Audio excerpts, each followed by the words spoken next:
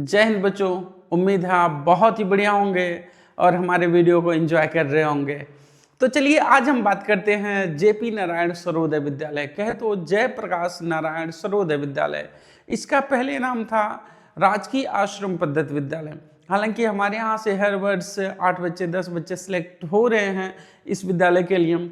और इसके बारे में अगर हम थोड़े से बता दें तो ये जवाहर नवोदय विद्यालय के ही पैटर्न पर बना हुआ है। जैसे उसमें एंट्रेंस एग्जाम होता है उसी प्रकार से इसमें भी एंट्रेंस एग्जाम होगा।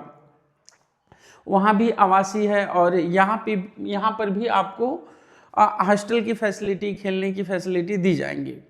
ठीक है, और भी ढेर सारी चीज़ें हैं। तो थोड़े से इसके बारे में और जान लेते हैं कैसे कैसे क्या है। ठीक, 60% अनुसूचित जाति और जनजाति के लिए है, 25% अन्य पिछड़ा वर्ग के लिए है और 15% सामान्य वर्ग के लिए है। तो यहाँ पे हालांकि ये मोटी मोटा जो भी जानना है जान लिए। अब इसको और डिटेल से हम जानते हैं कि इसमें कैसे बच्चों को फॉर्म अप्लाई करना है, कैसे नहीं फॉर्म अप्लाई करना है। ठीक है, और फॉर्म जब हम अप्लाई करेंगे, फॉर्म ऑनलाइन करेंगे तो किन किन चीज़ों की बहुत ही ज़्यादा ज़रूरत होगी। ठीक है, उसके बारे में चलिए जानते हैं। यहाँ पे जब उसकी ऑफिशियल वेबसाइट पे हम जाते हैं, ठीक है, ऑफिशियल वेबसाइट है उसका, देख लीजिए यहाँ पे ध्यान से, ats.upsdc.gov.in। ठीक है, और वहाँ पे जैसे हम यहाँ पे जाते हैं, नहीं तो आप नॉर्मल गूगल पे लिखिएगा, गूगल पे या क्रोम पे आप लिखिएगा कि राजकीय आश्रम पद्धति विद्यालय, तो ये पेज उठा के फर्स्ट पेज पे आ जाएगा। ठीक है, फिर वहाँ पे हालांकि मैं पहले ही सर्च कर लिया था, यहाँ पे आएंगे प्रवेश हेतु ऑनलाइन आवेदन। ठीक, तो यहाँ पे जैसे आएंगे तो देखिए इस पेज पे हम चले आएंगे। ठीक है, यहाँ आने के बाद से हमें सबसे पहले देखना है यहाँ पे जो 1 2 3 कैटेगरीज दी हुई हैं, फिर यहाँ पे क्या क्या दिया है, इन सबको डिटेल से आप पढ़ लीजिएगा।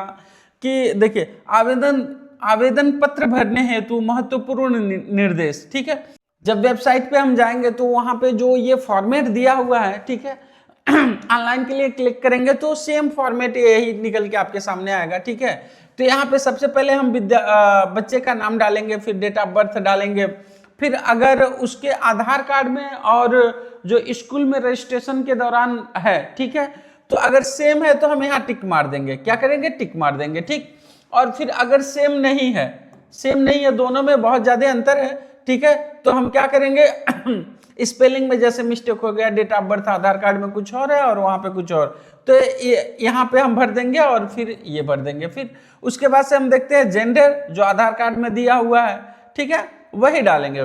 फैमिली इनकम का यहाँ ऑप्शन देगा। अभी हम पिछले टाइम बताए हैं कि क्या क्या होना चाहिए ग्रामीण के लिए और शहरी के लिए, और यहाँ पे उनका मोबाइल नंबर। ठीक, ये चीजें कंपलसरी हो गई। अब फिर विद्यालय का चयन करें, तो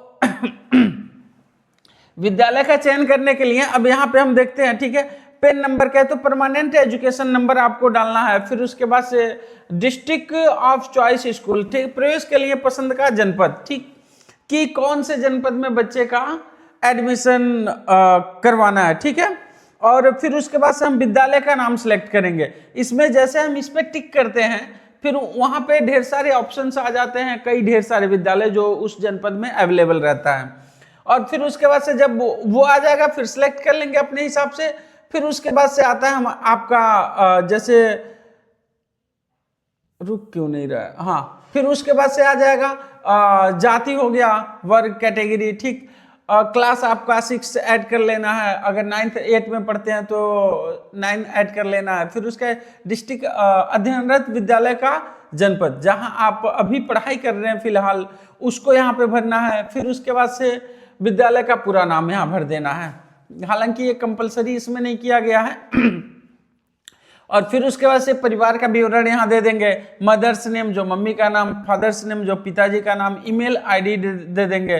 ठीक है, अगर ये दोनों सेम हैं, ठीक है, यदि अभिभावक माता पिता के अलावा अन्य हैं तो कृपया टिक करें। ठीक है, अगर दोनों अभिभावक अलग हैं, ठीक है, तो यहाँ पे क्या करना है, आपको टिक कर देना है।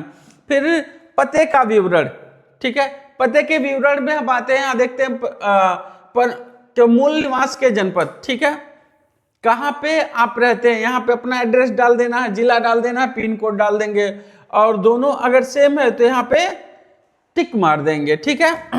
और फिर उसके बाद से आता है आपका फाइनल स्टेप, जहां पे आपको दस्तावेज अपने अपलोड करना है, जहां पे आपको अपना डॉक्यूमेंट अपलोड करना है। जैसे अब क्या क्या है जो आपको अपलोड करना है, उन चीजों को अगर हम यहाँ पे देखते हैं, ठीक है। तो सबसे पहले विद्यार्थी की फोटो आपको अपलोड करना है सबसे पहले, ठीक है। फिर उसके बाद से आपको अपलोड करना है विद्यार्थी के हस्ताक्षर अपलोड करने हैं। फिर उसके बाद से आपको अपलोड करना है अभिभावक के हस्ताक्षर करने हैं।